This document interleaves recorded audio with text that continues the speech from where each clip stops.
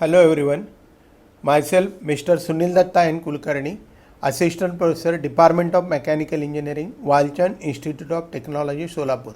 Today I am going to deliver a video session on what do you mean by heat engine, refrigerator and heat pump. At the end of this session, student will be able to state definition of heat engine, refrigerator and heat pump. Also, he will be able to derive an expression for performance parameter of each of the above device. Also, he will be able to derive the relation between COP of heat pump and refrigerator.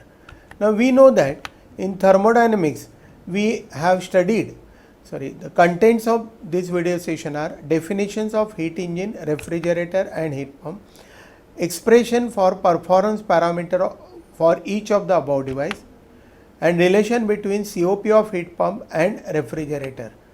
Now we know that what is heat engine? In thermodynamics we have studied the term heat engine. So heat engine is a system that converts thermal energy into mechanical energy.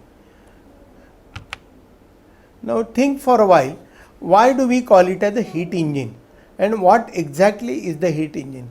So suppose we have a source from which the heat is taken and we give it to the engine, then that engine will be able to convert that heat energy into the mechanical work, and therefore we call it as a heat engine is a system that converts thermal energy into mechanical energy. What can be the examples of the heat engine? Let us think for a while. So we know that in my previous video session I have told you that the IC engines, for example petrol engine, diesel engine or gas engine, gas turbine, steam turbine, these are the various examples of heat engine in which the input is the heat energy and output is the mechanical work. So in a heat engine, the heat is supplied to the engine, is converted into the useful work. So let us see, if suppose Q1 is the heat supplied to the engine and Q2 is the heat rejected from the engine, then net work done by the engine is given by W is equal to Q1 minus Q2. How do we get this? Let us see the diagram. So suppose we have two heat reservoirs. Now in thermodynamics we know that what is the heat reservoir. Heat reservoir is a concept in which from which if we take, it is a device from which if we take even infinite amount of heat or if we reject the infinite amount of heat without a much change in, without any noticeable change in temperature. So the heat reservoir which is supplying the heat is called as a source, and heat reservoir to which the heat is rejected is called as a sink. So suppose we have a heat engine working in a cycle which is connected between the high temperature heat reservoir at T1 and low temperature heat reservoir at T2. So if Q1 amount of heat is supplied from the high temperature reservoir, here T1 is greater than T2 as shown in the figure, then out of this Q1 certain amount of this heat is converted into work and remaining will be rejected, Q2 amount of heat will be rejected to the low temperature reservoir. So by using the first law for the cycle, W will be equal to summation of W net work will be equal to summation of heat transfer. So it will be Q1 minus Q2, because Q2 is rejected it is minus and Q1 is supplied it is positive. Therefore by using the first law for the cycle we will get the relation W is equal to Q1 minus Q2. Also we know that by Kelvin-Planck's second law statement, Q2 cannot be 0 or W cannot be equal to Q1. If W equal to Q1, then the heat engine will have 100% efficiency, and according to the Kelvin-Planck statement of second law of thermodynamics, no heat engine can have 100% efficiency. So we require minimum two heat reservoir, one at high temperature, other at low temperature, to operate a heat engine in a cycle. So this is the heat engine. Let us see how we write the efficiency equation. So efficiency of heat engine will be equal to output upon input. The output is work developed and input is the heat supplied. But we know that W is Q1 minus Q2 divided by input is Q1. Therefore we come to the equation that efficiency of heat engine is 1 minus Q2 by Q1 if we simplify the above equation. But for reversible heat engine, Q2 by Q1 equals T2 by T1. and therefore the efficiency of reversible heat engine, that is we also call it as a Carnot engine, heat engine, is given by efficiency equal to T1 minus T2 upon T1 or 1 minus T2 upon T1. This is the equation which is used for reversible heat engine or Carnot heat engine. Now once we understand heat engine, let us see now what do we mean by a refrigerator. Now refrigerator is actually can be called as a reverse heat engine. Reverse heat engine means if we reverse the direction of heat and work transfers, then whatever device we get is called as a refrigerator. So in refrigerator, actually our focus is to produce the temperature in a particular space or in a system which will be lower than the surrounding temperature. So if T2 is lower temperature and T1 is a higher temperature, then refrigerator will pump the heat which is equivalent to Q2. We will be supplying the work which will be equal to Q1 minus Q2. Okay. So this is the external work which is supplied to the refrigerator. So refrigerator is pumping the heat Q2 and total heat rejected to the high temperature, that is surrounding, will be Q1 will be equal to Q2 plus W. So from this equation we get W is equal to Q1 minus Q2. Now let us see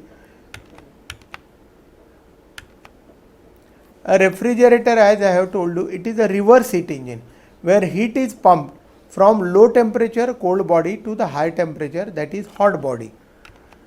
So the work W is required to be done on the system, which is given by W is equal to Q1 minus Q2 as we have seen in previous figure. And the performance of refrigerator is measured by the term coefficient of performance, COP. Remember, in case of heat engine, we measure the performance of heat engine by using the term efficiency of heat engine. But in case of refrigerator, we do not use the term efficiency, but the term which is used to measure the performance is coefficient of performance, COP. The reason is that the value of COP for most of the refrigeration system is greater than 1, and efficiency cannot be greater than work, that greater than 1, that is it cannot be more than 100%, and therefore for these devices we use the term COP, which is defined as the ratio of amount of heat taken from the cold body or amount of heat absorbed from the cold body Q2 to the amount of work to be done on the system W. Now let us see how do we write the equation for COP of refrigerator. So COP of refrigerator is equal to Q2 by W, where Q2 is the heat absorbed from the low temperature body or space divided by work supplied. But we know that W is equal to Q1 minus Q2. So we can write COP is equal to Q2 upon Q1 minus Q2. And if we divide by Q2 in the numerator and denominator, we get the equation as COP of refrigerator is equal to 1 upon Q1 by Q2 minus 1. Okay. Now for reversible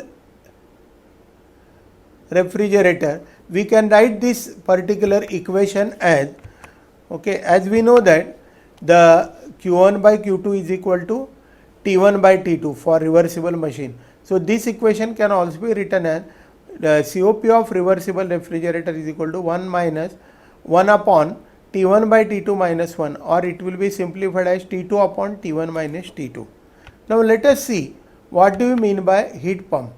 So any refrigerator system is a heat pump which extracts the heat from cold body and delivers to the hot body.